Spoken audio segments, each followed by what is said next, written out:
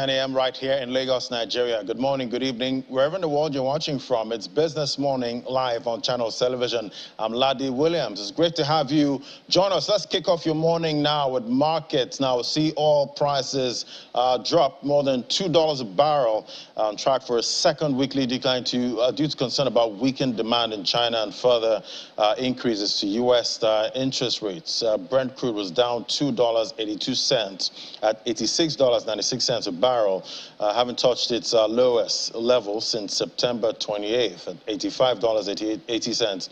U.S. WTI crude was down about $2.63 at $79.01. Both benchmarks are heading they actually headed for a weekly loss last week, with Brent on track for a decline about 9% and WTI heading for a setback of 10.5%. Part of the market structure of both oil benchmarks shifted in ways that reflect dwindling supply concerns.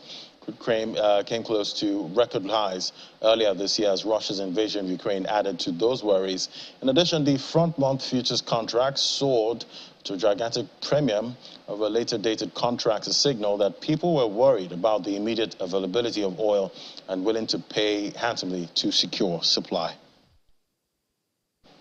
And U.S. soybean futures got to a bargain price after two-session slide, but still ended the week down about 1%. That's last week. Uncertainty about demand from China also waned, according to traders. Wheat futures turned lower, retreating from early advances, with the benchmark December WZ contract to the Chicago Board of Trade declining for a third straight session, following news of this week of an extension of a corridor for grain export from war-torn Ukraine for the week. CBOT wheat fell 1.3%. Corn futures ended fractionally higher after a choppy session and finished the week 1.5% higher. CBOT January soybeans settled up 11 cents to $14.28 per bushel, while the CBOT December wheat WZ2 finished down about 3.5% to $8.02, while December corn CZ2 settled up a quarter of a cent at $6.67. And leaders at the COP27 summit in Sharm el-Sheikh, Egypt, have struck a historic deal. Will see rich nations pay poorer countries for damage and economic losses caused by climate change. The deal ends 30 years of waiting by nations facing huge climate impacts, however, fell short of developed nations' satisfaction over progress on cutting fossil fuels. This year's talks in Egypt came close to collapse and overran by 2 days. Lukewarm applause met the historic moment. The Loss and Damage Fund was agreed in the early hours of Sunday as a confusing and often chaotic 48 hours left delegates exhausted. It's tough, a huge symbolic and political statement from developed nations that long resisted a fund that covers climate impacts like flooding and drought. Do take a listen. Decision entitled Funding Arrangements for Responding to Loss and Damage Associated with the Adverse Effects of Climate Change, including focus on addressing loss and damage, contained in document FCCC/CP/2022/L18, FCCC/PA/CMA/2022/L20. I hear no objections. It's so decided.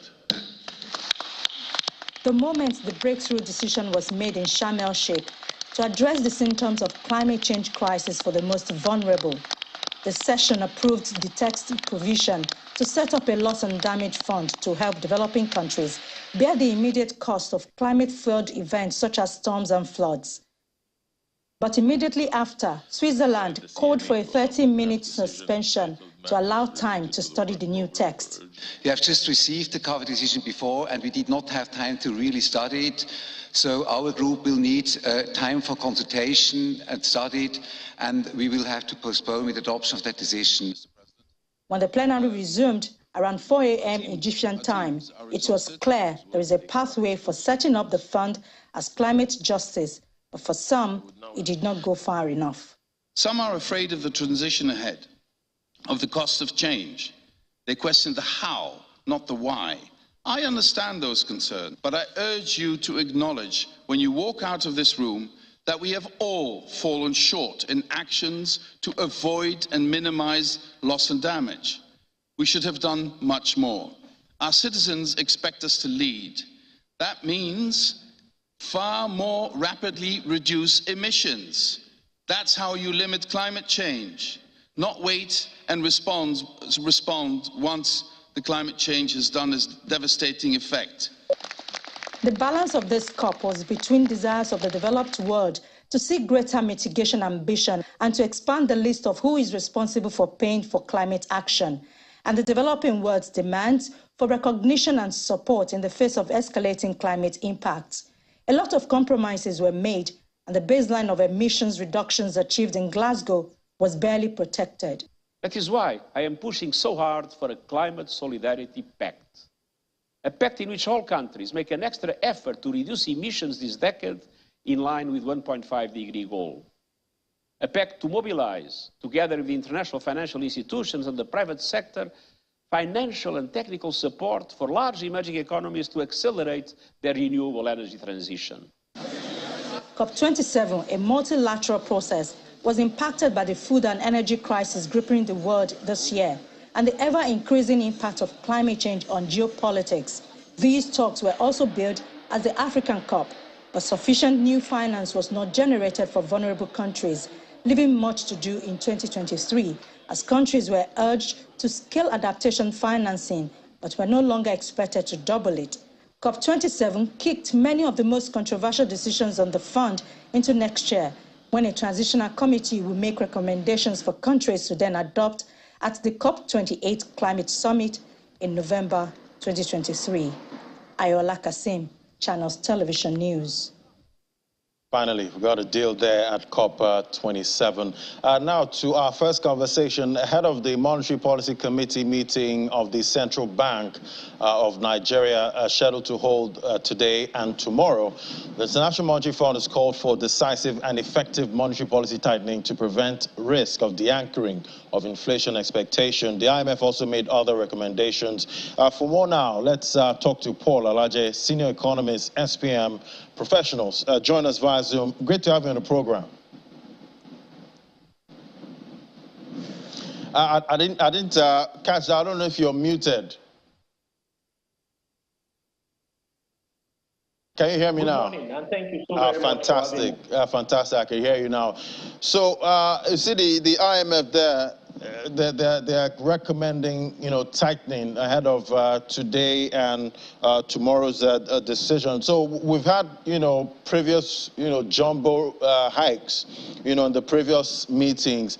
Any signs, any positive signs, from the previous hikes? Well, what I could say with the previous hikes is that maybe we would have had inflation higher than what we had. If the hikes have not been done, have not been implemented by the Apex Bank. But thankfully, the Apex Bank has increased interest rate from over 11 now to over 15%, even though we are still seeing inflation showing its head at over 21%. And the inflation seems to be on multiple bases. It seems to have defied monetary controls, as we have seen inflation in rural increase by over 5% year on year. Same with urban. It seems to be a twin impact on both rural and urban centers of Nigeria, as both has increased by over 5% within the same period of 2020 to from 2021 to 2022. So IMF is recommending further tightening. This may have implication on investment, it may have implication on employment, it may have implication even on growth. But what is certain is that monetary, and what is monetary mandate, is to ensure that we have stability within the economy. Yeah, and looking at it right now, we're seeing that recommendation of further tightening by the IMF. What do you think? Do you think we need further big rate hikes going forward? Can you repeat that, please? So we see the IMF recommending, more tightening, at the next meeting that's happening today and tomorrow. Do you also recommend, further hikes, and by how much? Well, we might see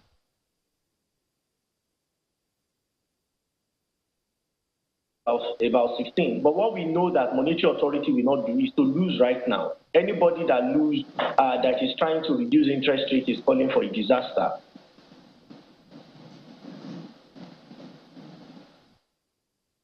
I don't know if we're having issues there. It's I think you're getting frozen there in and out.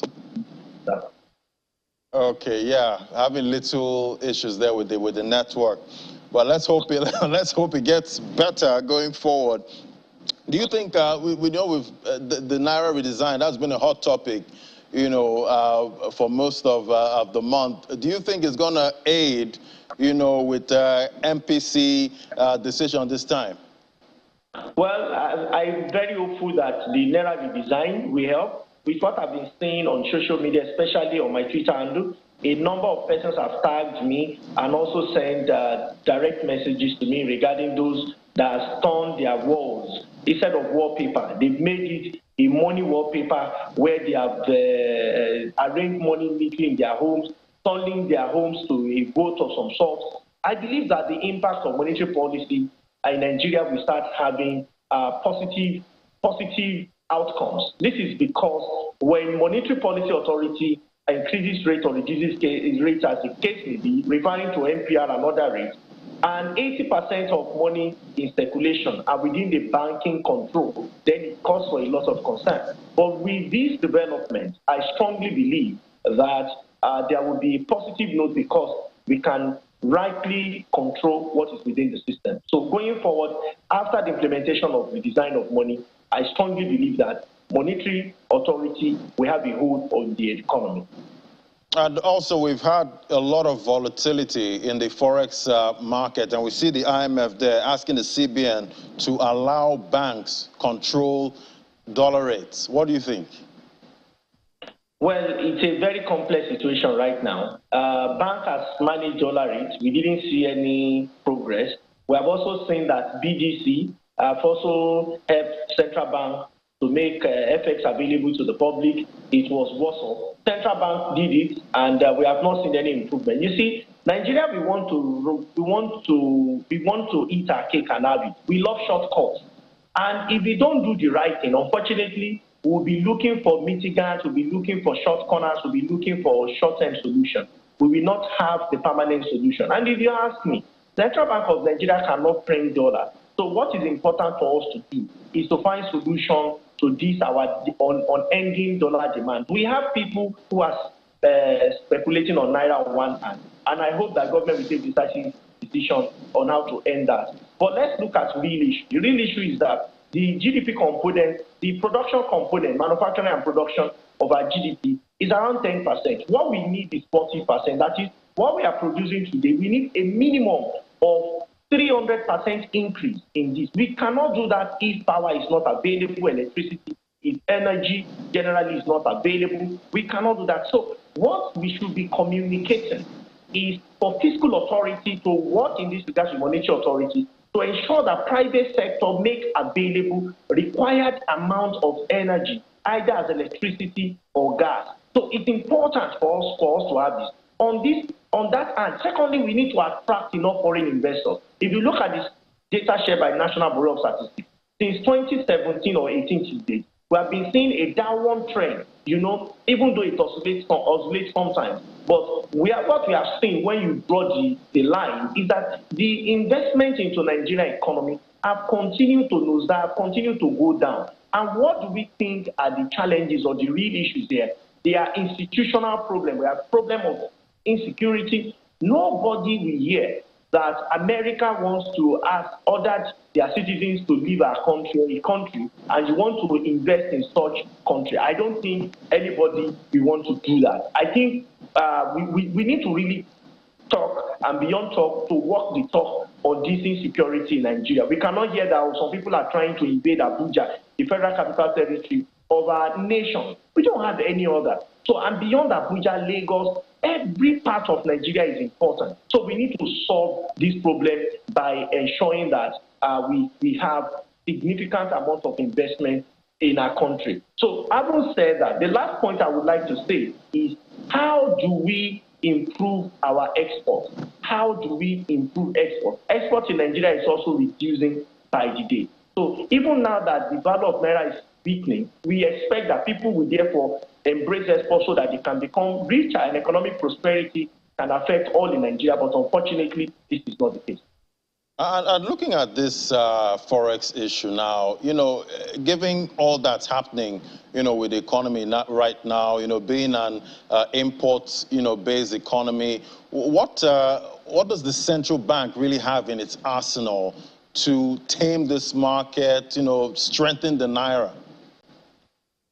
Well, what central bank can do is what central bank is doing. One, first is working with the anti-graft agency, talking about EFCC, to arrest those who are perpetrating evil.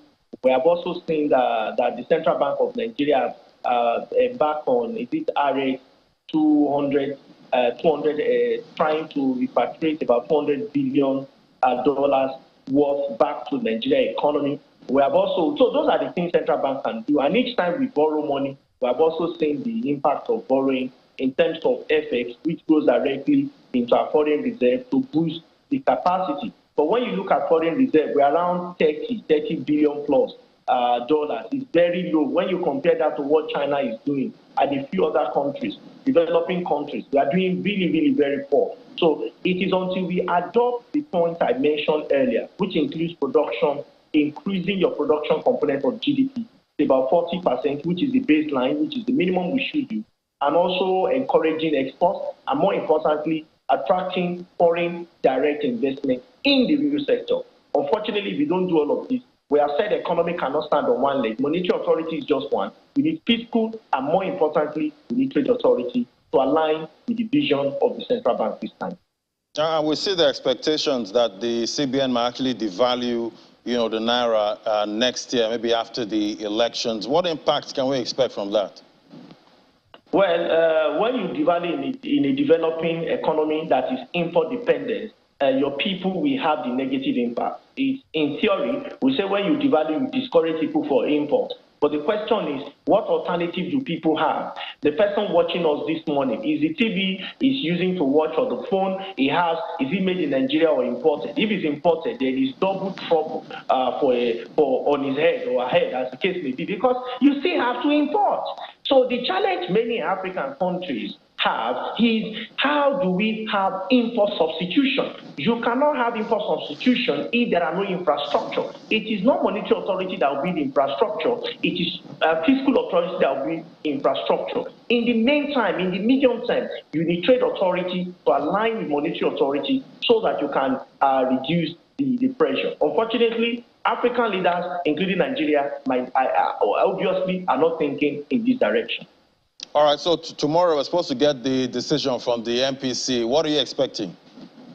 Well, I'm expecting an increase in NPR to between 16 to 16.5 because inflation rather than taming is still really on high jump. Now jumping over the roof. I hope it will not go worse than 21%. But when I tell you projection, inflation is currently eyeing 22%.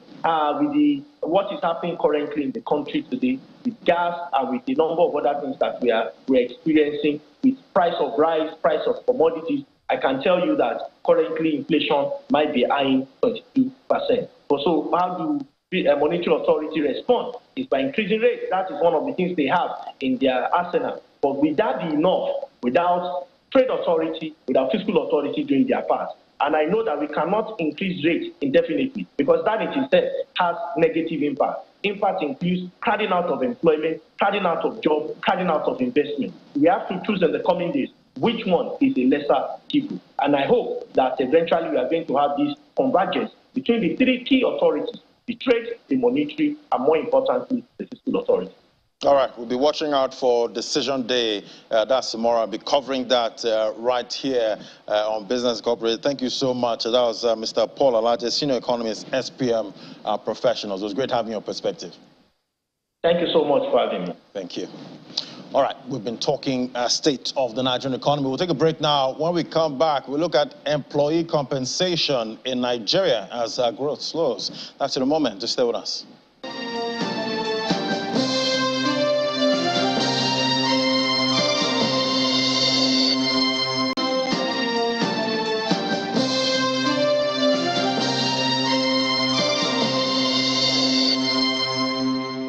Welcome back. According to data from the National Bureau of Statistics, the compensation of employees, which includes wages and salaries in real terms, fell to 3.93% in the second quarter from 6.48% in the previous quarter.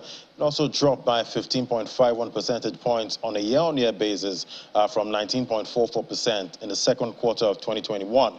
Well, join us now is Temitope Omoshi, Investment Strategy Manager, AfriInvest Asset Management. Join us via Zoom. Great to have you on the program.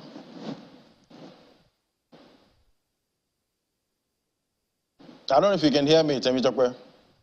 Okay, I think it's better now. Fantastic. Thank yes, you for having I me. hear you now. So, according to the NBS, the growth in employee compensation has been declining after peaking at 20% year-on-year in the second quarter of 2021. This doesn't sound good. Yeah, you're very correct. You know, it just mirrors what is happening in the economy, the Nigerian economy and global trend. Looking at how, compensation has continued to trend downward in terms of the growth. Although in natural terms, it still looks a bit attractive. But then I think before I go into, what it means, looking at compensation to employee, it actually measures wages and salaries and other benefits to employees in the economy, particularly for, the formal sector. And the Nigerian economy, we have formal sector and the informal sector. We've seen a lot of research report that speaks to how the informal sector is very significant in terms of its share of the total economy or the aggregate economy. So, but the trend is very disturbing because if you look at the performance of, employee compensation, right, the growth over time, you will observe in nominal terms because the number is reported is a component of GDP. GDP by income, GDP analysis is categorized into three. You have the expenditure approach, income approach, and the output approach. So it's an element of the income approach. So from there, you observe that despite in nominal terms now, you observe that the growth has been a lot more above, 10%. In fact, recently, it has been growing at about 13.9% as at Q2, if you look at it on year-on-year basis.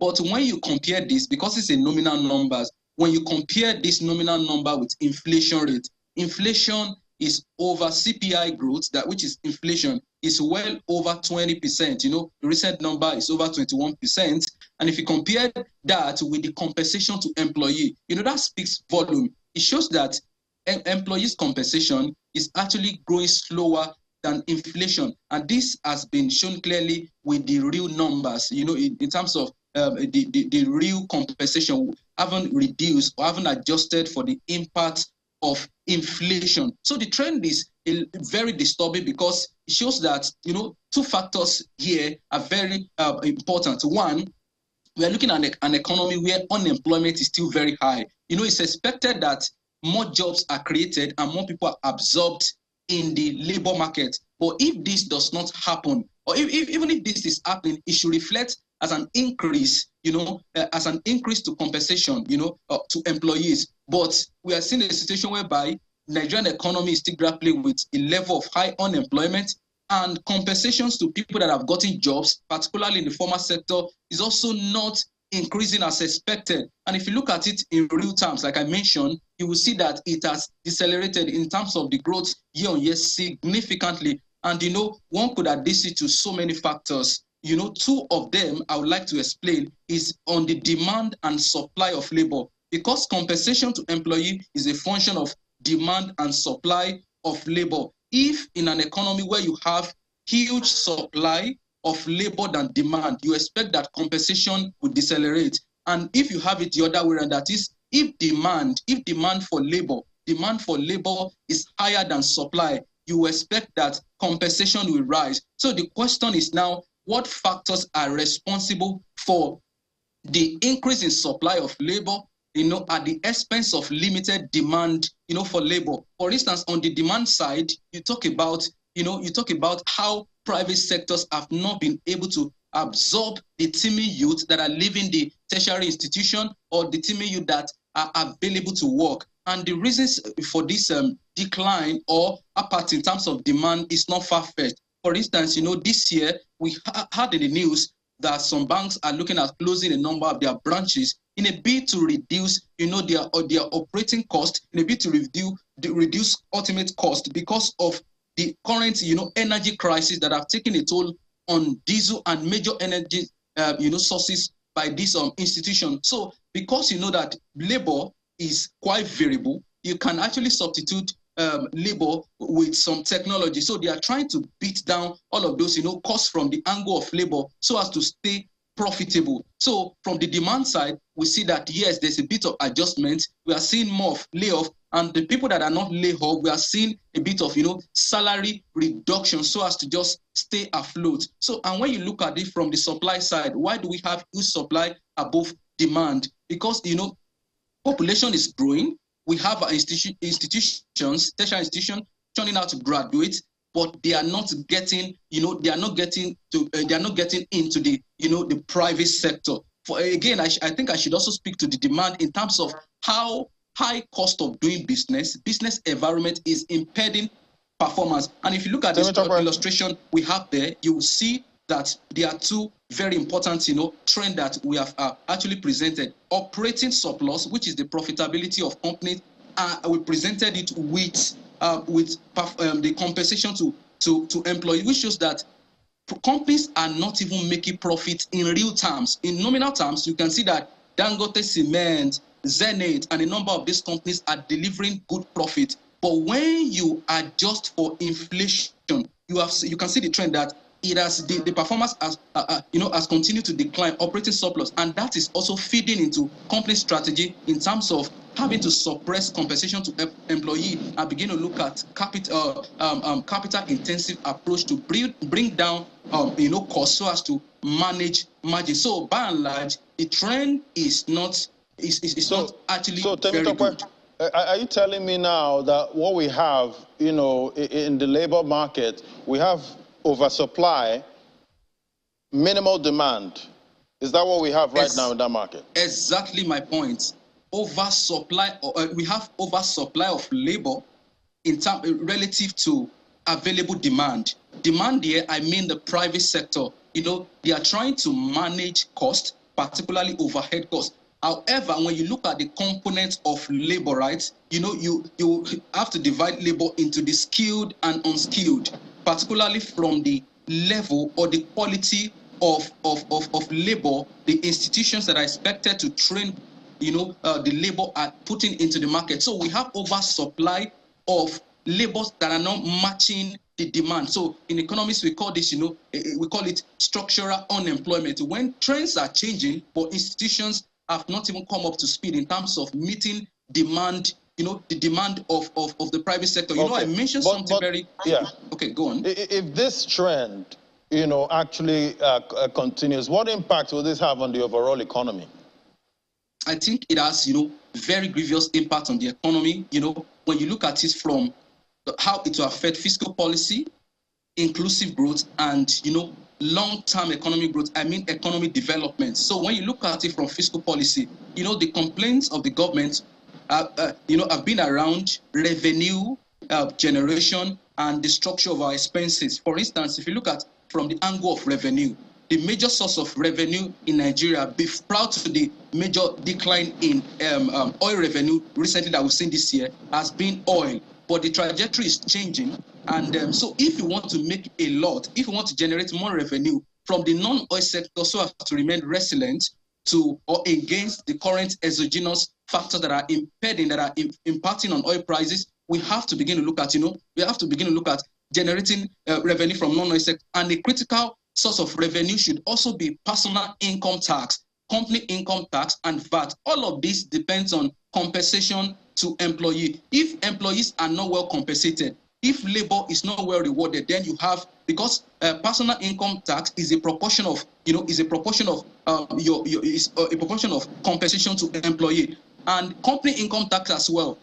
Companies perform efficiently, they are profitable if sales or earnings increases, and if people are not well compensated in an economy, it will affect consumption spending. It will affect purchasing power, and once purchasing power is affected, it affects, spending, and spending is what makes companies to thrive. So if people are not spending because they don't have sufficient income, it will definitely take a toll on profitability of companies, and that will dovetail into, the revenue to government in terms of company, income tax. And if you look at it from the angle of VAT as well, VAT depends on consumption. If people are not spending, you don't have enough VAT that government needs, for revenue mobilization. So on the fiscal side, looking at it from revenue, it's going to affect government severely. And if you look at it from the aspect of expenditure as well, because people are not gainfully employed, you continue to see, or they are not getting enough compensation. There's going to be increase in level of crime. Government will have to spend a lot on infrastructure, because look at what just happened to the rail in the north, Kaduna and Abuja rail, as a result of high level of insecurity. So if people are not well compensated, it also creates what we call virtuous circle of poverty. Because when people are not well compensated, you have low income, you have low savings, low investment, low productivity, and you are back to low income. In fact, it is a major, cause of underdevelopment in any country, and that will lead to, major crisis. Government will have to continue to spend without getting, the desired result. So it really has grave implication for an economy that has not properly dealt with, poor compensation to employees. Quite a bleak picture you've painted there. But what policies do you think can be adopted by the government to, change this and turn it on its head? I think it's very important to also look at we have a number of policies that are pro-growth. Compensation to employee, we know that is largely linked to company's performance and profitability. Although I could look at it from two angles. One, because the compensation to employee also has in it self-employed. People that are self-employed, are they earning enough in terms of their performance? And how is the current business environment impeding their performance? So we need to continue to, address the unfriendly business environment in Nigeria, ranging from how price instability has continued to, suppress margins of entrepreneurs, and for private institutions as well, for blue chip companies, we also need to begin to look at how to encourage them to perform, optimally. And we also need more businesses, more blue chip businesses. For instance, if you look at the Nigerian Stock Exchange, we have less than 200 companies that are listed. But in a number of other countries, you have more companies, more blue chip companies, because we have limited blue chip companies. That is why, we also see poor compensation. So I think it's also very important. It's also very important that we try to put in place policies that, ensure that businesses are thriving and more businesses are set up, particularly policies that will focus on MSME, that encourages MSME. And in fact, I think I also need to emphasize the importance of enforcing labor law. It seems in Nigeria, labor law is largely tilted toward the employer than employees. So I think if we are able to also put employees in the picture, and government ensure that they adjudicate for employees whenever they are ill-treated by the employers, that will also in a way enhance the compensation to employee. Because with all that I've said about how private sector needs to be supported so that they are able to perform well, and this will dovetail into improvement in compensation to employee. You and I know that every company is after profit optimization. So even as a result of increase in profitability, if government have created the enabling environment for business to thrive, they may not really compensate employees well. So we have to now talk about regulation. We must put in place regulation that allows for reasonable minimum wage. I'm sure in advanced economies, as little as your plumber work, as little as your carpentry work, you have to pay through your nose, because wages, in that environment, is standardized. Wages are well standardized. So regardless of your kind of job, but in this part of the world, we know that certain auxiliary services are not well compensated. So as government ensure that business environment is conducive for private sector and body companies, MSMEs, self-employed, we should also ensure that rules and regulation are put in place to ensure that employees are also not cheated. In addition to that, we should also encourage, labor-intensive, productivity. And I think in addition to that, which is very, very significant, is how we begin to address the education sector. We've talked about how the impact of this ASU strike has really affected, affected a number of students. If people are not skilled, employers will not compensate adequately. So we need to begin to look at how to revamp beyond just the impasse between, ASU and the federal government. We need to begin to look at how to make our education system viable, value add, in terms of beyond just working on research that ends in the chair of lecturers. We need value add education system where the students are trained to add value to the private sector, where students are trained, in innovative and technical skills that are readily employable and in Nigerian private sector, and they are globally competitive. Right. Well, Temitope, there's also been that talk, about the whole Jackpot syndrome there. We've heard about, that big exodus of, talent, much needed talent, out of the country. How is that playing into all of this? I think this should be positive for, for employees that are skillful, right? But because we are not seeing, most of the people that are leaving the country are largely skilled, employees, are the most skillful part of the, working force. So we know that, yes, it's negatively impacted, which is why, if you look at the composition of, employees that are poorly compensated, they don't have the skill, right? But then I think the onus now lies on both the government and individuals to continue to upskill, because as the jackpot syndrome is increasing, it's actually creating, opportunities for employees that are competitive to seek for, adequate compensation as at when due, because as people that can actually afford, statistics are out there that the percentage of Nigerians that can afford to even exit the shore of this country are not up to 5%. So the Nigerian economy will still work. We still have a viable banking sector. We have a viable manufacturing sector. We have other sectors of the economy that need skillful people, and they are ready to compensate. So I think the onions lies on people, on employees, on graduates to ensure that they upskill so that they are employable in the private sector. And at the same time, government also has to begin to look at how compensation can be, proper compensation is entrenched in the system, because private organizations will always look at profit optimization. All right, Temitope, what do you see going forward? It's a pre-election year. Next year we'll have a new government. What are you expecting? So I think that the exodus of skillful, employees in Nigeria will not stop anytime soon, because some of the major drawbacks, to retaining the best brains have not been, deliberately addressed. So we could see a reversal once we have a new government with concrete, steps to addressing all of these challenges, which has to do with beyond the compensation, the business environment, insecurity, and a number of other factors that are impacting lives and livelihood. So I think, yes, the exodus will continue. However, it has actually created more opportunities for people that can quickly upskill, develop themselves to take advantage of the opportunities that are being created by the exodus, by the migration of skillful people. But I also have to stress that, because of the election year and the accompanying macroeconomic uncertainties, we know that margins of companies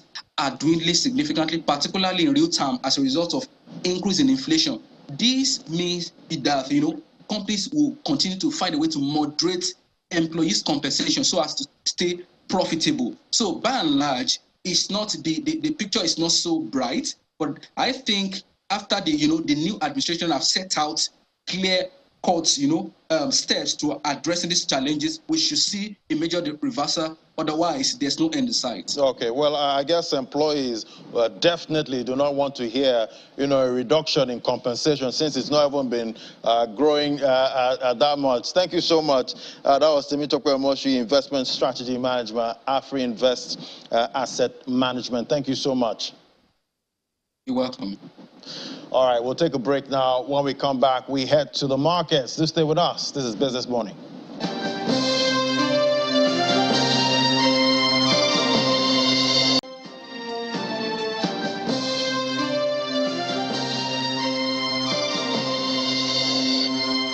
All right, let's drill down on the markets now. We have Will Ibong coming out with the details.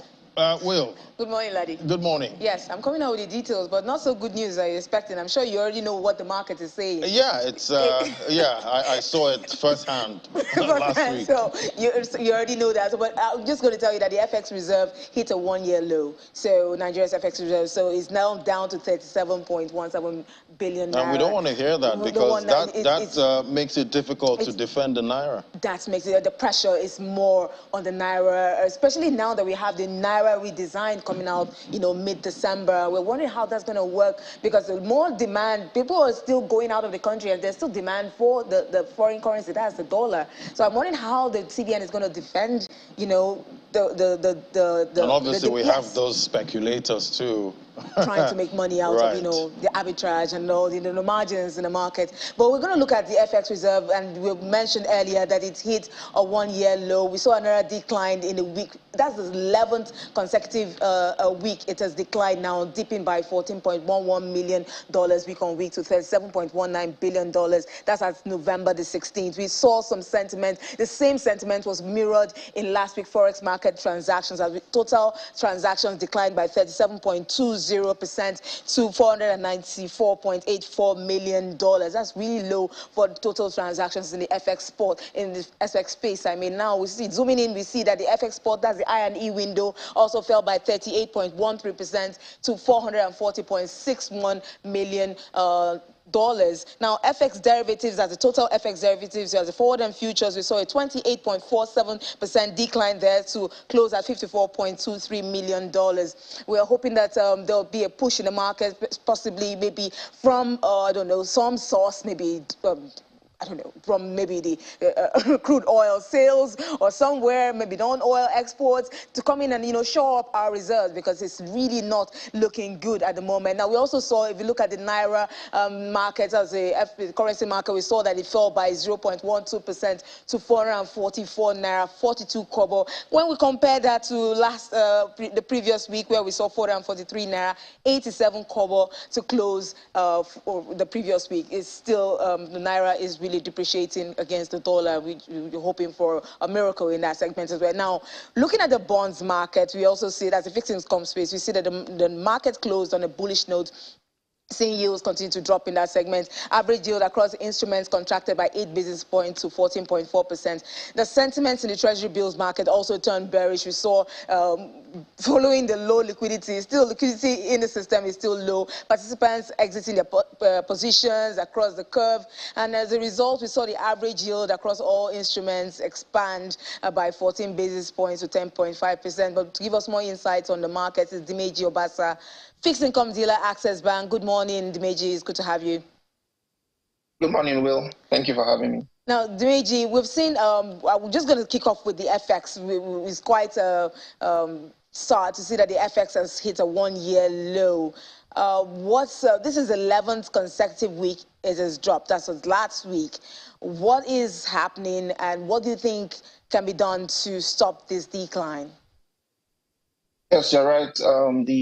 We've seen the external reserves hit a one-year low, currently standing at about 37 billion.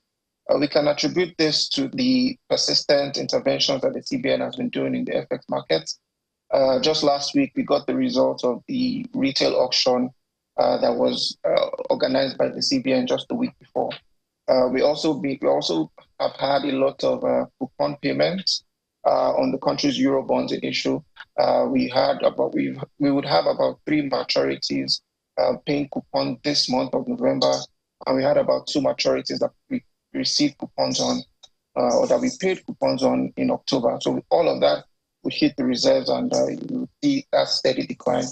But going into next year, we should expect the reserves to increase as we continue to receive good news as far as the crude oil sales go. We should see increase in the in the external reserve. Oh, look forward to that. Now, we've seen a rally in bonds, but can we attribute this bullish sentiment to investors looking to the secondary market to compensate for the lost bids at the primary market auction, which held last Monday? Yes. So we would typically see a lot of demand that was unmet at the bond auction flow to the secondary market. And that is one point where demand was coming from. Second would be a lot of market participants that have previously taken short positions in anticipation of higher yields would then come into the market to take profit. As a result of all of that, we saw more demand for particularly the on-the-run bond last week. So how much influence do you think tomorrow's MPC, that's Monetary Policy Committee's decision, starting today and tomorrow, we're going to have the outcome. How much influence do you think is going to have on sentiments in the fixed income market? It's going to have a lot of influence depending on what the committee decides to do. As you would note, it typically would set the tone for the market as far as interest rate directions. The general consensus for market participants is that yields should trend higher, but depending on what the MPC committee decides, we then will see how it will affect the market. On our end, we foresee that the committee will keep all indices stable, given the recent actions that we've taken. Essentially would allow that policy shift and direction, yield the intended outcome. Because of that, we do not see any action. We believe that they are going to keep rates stable. Thanks so much, Major Obasa, fixed income dealer, Access Bank, for sharing your thoughts with us. So we're looking at the FX. The equities market, it ended in the positive territory last week, 1.22%, up at 44,492.73. At least we are not in the 52-week low, which was at 38,000. But we are at the 44,000. It's still good news. 44,000, yes, still holding on. Still holding on there. We're hanging on there. And we're back to the 24 trillion. Yeah, hopefully it continues this week, even though we've heard talks about more downside pressure. But thank you so much, Will. That was Will giving us the details for the FX market and the equities. Now, let's move on to other markets now, talking about the crypto space. We see Bitcoin failed to gain pace above the 17,000 resistance. Bitcoin struggled to stay above the 16,650 level and started a fresh decline. If we look at the sentiment in the market, talking about the fear grid index there, we see it's 21. Extreme fear, deeper into extreme fear, and it is expected, seeing all that's happening in this market, talking about the contagion risk from the FTX collapse. That's the centralized exchange there. Let's look at the market cap, 1.11 there. Down 4.17%. Volume trade at 61.46 billion. That's up as 6%. Let's flip over to the price of Bitcoin quickly. Okay, well, top also market cap. We see it's all in the red. BNB there down 4.23%. Cardano looks like it's hanging on to this 30-cent level, but if we see more downside from Bitcoin, it might actually lose that level. All right, price of Bitcoin, $16,156. That's down 3.17%. We're seeing sell pressure this morning with Bitcoin. Volume traded $28.12 billion. Remains to be seen if 16,000 is going to hold by the end of today with all that pressure we're seeing in the market. Let's look at the price of Ethereum now, $1,250. We see market proponents there wondering if $1,000 for Ethereum is going to hold. Well, we have Olumide Additional now, financial market analyst. Bring us up to speed. Hello, Olumide. Hello, Olumide. All right, we'll try and get Olumide. Let's look at the top auto market. Okay, top 5 gainers, XCM, topping that counter, 3 cents. Up 15.06%. We see Leo there back in the gainers list. Not seen this on the list for a while now. $4.47, up 2.70%. So apart from XCM, there we're seeing more of a single-digit gains, and stable coins getting on the top gainers counter. When you see stable coins on the top gainers counter, you know that traders are running to safety in the market there. BUSD, that's the Binance stable token there, that's up 0.05%. As OUSD, also 99 cents, up 0.03%. Let's look at the top losers list now. We see it's okay. All right, but I think we have Olumide additional to bring us up to speed. Hello, Olumide. Good morning. Morning, Olumide. Olumide, quickly now, what are you expecting for this week? Well, I still expect moderation in crypto assets, knowing fully well that the dollar started on an upside note this morning. And we are also hearing reports that the number of firms that have exposure in FTX are filing for bankruptcy. That will definitely weigh in on the market sentiment. So it's really looking like a bearish week. And with other economic data coming out this week, I don't think the odds are with the bulls. All right, well, I guess a lot to look out for this week, talking about the crypto space and global markets. Well, thank you so much, Olumide. It was great having your perspective. Thank you. Thank you. All right, that's a wrap on the program, and that's a wrap on the markets. Now, don't forget to join us by 1:30 on Business Incorporated for more updates and developments in the world of business. Remember, you can watch this again on our YouTube channel. Just flip over to YouTube, search for Channels Television, flip over to videos so you can watch all our productions. Thank you so much for staying on. I'm Ladi Williams. Bye for now.